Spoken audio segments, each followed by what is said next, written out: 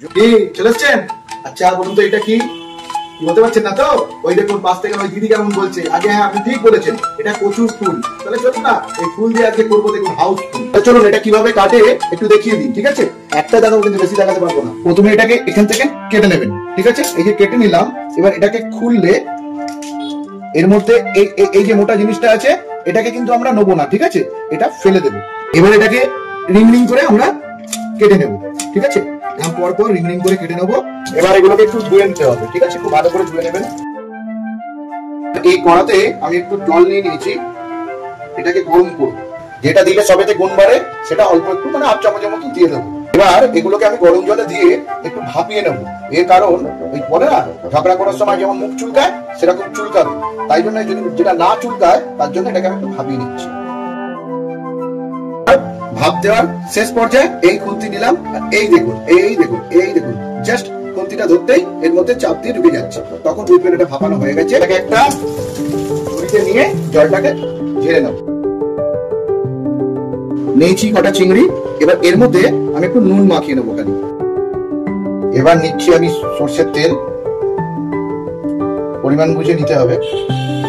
দিচ্ছি 1/2 চামচ কালো জিরে, এটাকে হালকা একটু নাড়াচাড়া করে নেবো যাতে এর গন্ধটা তেলে ভালো করে মিশে যায়। এবার এই যে কটা পেঁয়াজ কুচি রেখেছি এর মধ্যে, পেঁয়াজটাকে একটু ভাজবো না, একটু নাড়াচাড়া করে নেবো। এবার কটা রসুনের কুচি দিলাম, এটাকেও ভালো করে নাড়াচাড়া করে নেবো।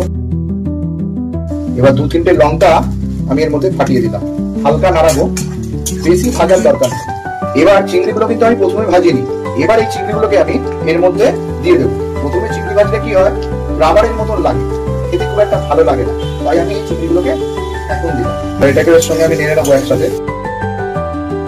এবার দেখুন এই চিংড়িগুলো যখন এরকম সাদা সাদা হয়ে যাবে ঠিক তখন আমি নেক্সট স্টেপে চলে যাবো। আর এগুলোকে আমি এর মধ্যে দিয়ে দিলাম। পরিমাণ বুঝে নুন দেবো, কারণ নুন দিয়ে ভাপিয়েছি, মনে রাখতে হবে কিন্তু নুনটা খুব ভাইটাল জিনিস।